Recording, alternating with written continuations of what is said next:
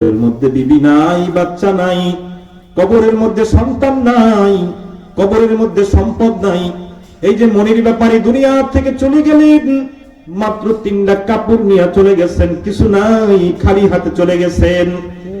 বারবার লা লা লা বলে বলে বুঝাইলেন, না আসলে আমার কিছু নাই, আমার কিছু নাই, আমার ছেলে আমার না, আমার মেয়ে আমার না, আমার বিবি আমার না, আমার বাড়ি আমার ঘর এত সুন্দর করে টাইলস দিয়ে সাজাইলাম।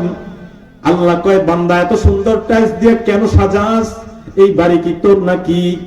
আমি বললাম লা লা মানি না, না না না, এই বাড়ি আমার না, এই ঘরও আমার না, এই বিবিও আমার না, এই বাচ্চারাও আমার না।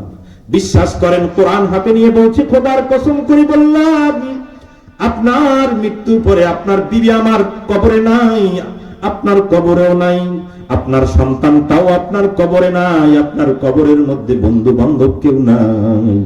ওই কবরটার মধ্যে শুধুই আল্লাহ, ওই কবরের মধ্যে শুধুই আল্লাহ। এই জন্য বলি আমি বললাম, আল্লাহ কার নামের তসবিহ পড়বো? আল্লাহ আবার পরিষ্কার করে বললেন, রব্বি, তোমার রবের নামের তসবিহ। সুবহানাল্লাহ। সাব্বিহ ইসমা রব্বিক, তোমার রবের নামের তসবিহ পড়ো, তোমার রবের নামের তসবিহ পড়ো। আমি আবার প্রশ্ন করলাম, কোরআনুল কারীম এত আজমত, এত মহব্বত, এত আজিম, আপনি প্রশ্ন করবেন সাথে সাথে জবাব দিয়ে দেয়, আল্লাহু আকবার। আপনি প্রশ্ন করলেন কার নামের তসবিহ পড়বো? আমার মালিক বললেন, রব্বিক, তোমার রবের নামের তসবিহ হবে।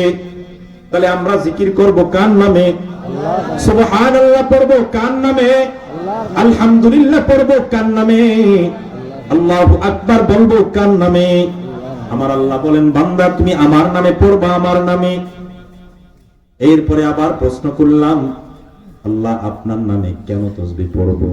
এত কষ্ট করে আমার মা আমার বাবা বড় করলেন, এত কষ্ট করে তারা খাইয়া না খাইয়া আমাকে বড় বানাইলেন, আমার শিক্ষকরা লেখাপড়া করাই আমাকে বড় বানাইলেন।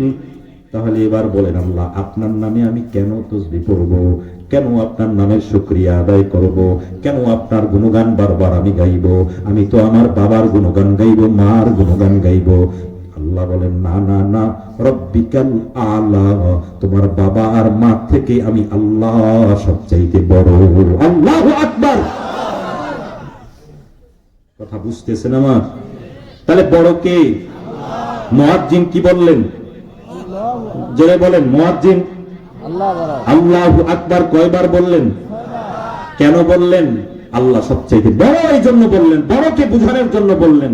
আবার আল্লাহ এখানে কি বললেন? সাব্বিহ ইসমা রাব্বিকাল আলা, তোমার রব তোমার বাবার থেকে বড়, তোমার মা থেকেও বড়। পৃথিবীর যত শক্তিধর আছে সব থেকে, তোমার মা আর বাবা থেকে, পৃথিবীর সব শক্তি থেকে সবচাইতে বেশি শক্তির মালিক কে?